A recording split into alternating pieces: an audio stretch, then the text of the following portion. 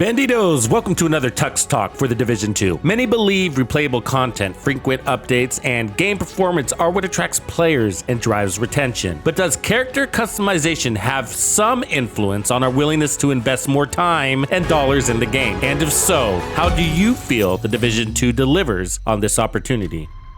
We're going to discuss the recent design trends released into The Division 2 and open up the discussion of character customization as a resource for player retention. Every season so far has brought us at least one, if not two, apparel events along with a season rewards track that typically holds a few weapon skins and gear dies for us. The themes have been varied, but for the most part, a lot of the apparel has aligned with the character factions already in the game. There have been some outliers though, such as Resident Evil crossover event, but even the designs associated with that event had a consistent look and feel with the other apparel we received. Street Activation was the second apparel event delivered in Season 9, and this apparel event brought in designs different from anything we've received so far. It seems like everything was provided by the same designer until now. I can't say that's actually the case, but the designs just seem so different. The apparel is a little more current, and that is something we've desperately needed in the game. That said, it almost seems the designs are a little out of place. They feel very Watch Dogs like maybe the Division borrowed a few of their designers to lend a hand. But where are the devs going with this? Is it just a random fluke, an apparel event with unique designs? Or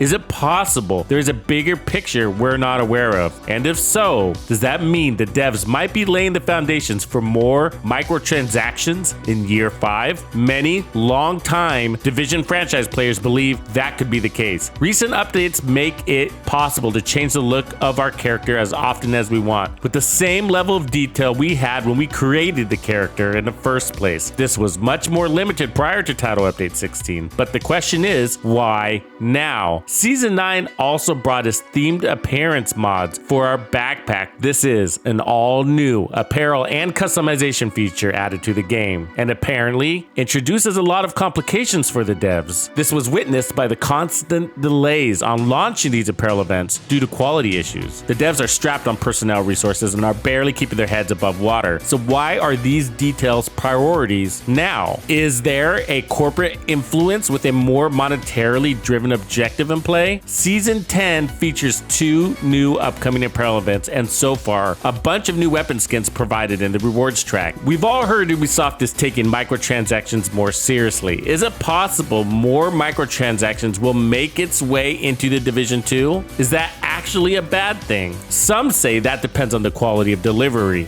on everything, really. It'd probably leave a bad taste in the gamer community's mouths if customization options for purchase were introduced into the game, but we still had major quality issues with every title update. I know we all want everything to be free, but if this can be done well, it can help keep the game alive and open up even more future content. Revenue is where the rubber meets the road for this game to exist going further. We need opportunities for microtransactions to participate, and the developers need resources to deliver quality. There's a chicken and an egg joke somewhere here. Let's take a closer look at the new designs just delivered. The first skin is the TKB assault rifle called the Motherboard. It's pretty cool. They also provided a second skin called Cyber Red. Feast your eyes on this bad boy. You can probably see it from outer space. Man, I'm getting a bright red light. The Ladybug was provided for us last season. The ACS Shotgun also got 2 new skins, and first skin, Tendrils, is this monstrosity. Honestly, it looks like something an alien threw up, but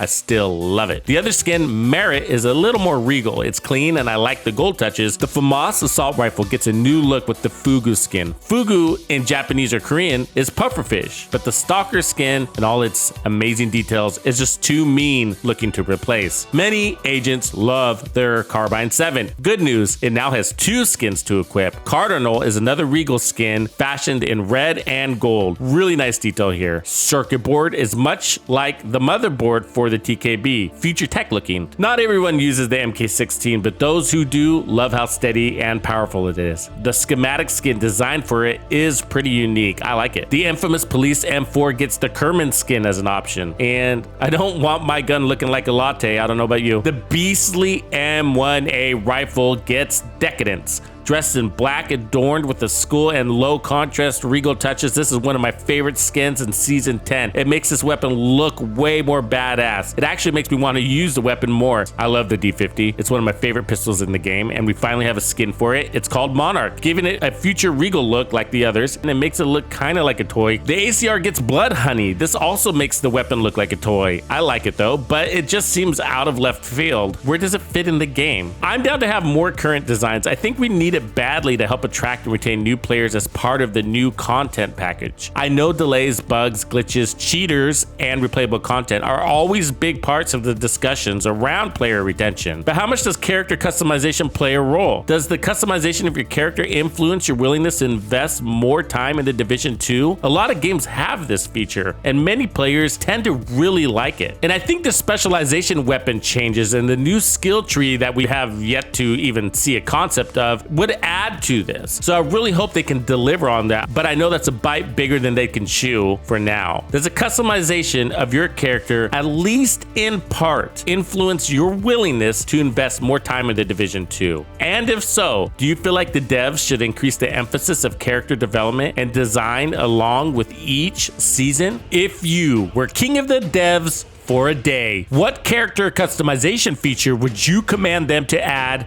to the game? I use browsers to make this legendary skill build that can take a grenade to the face and love it.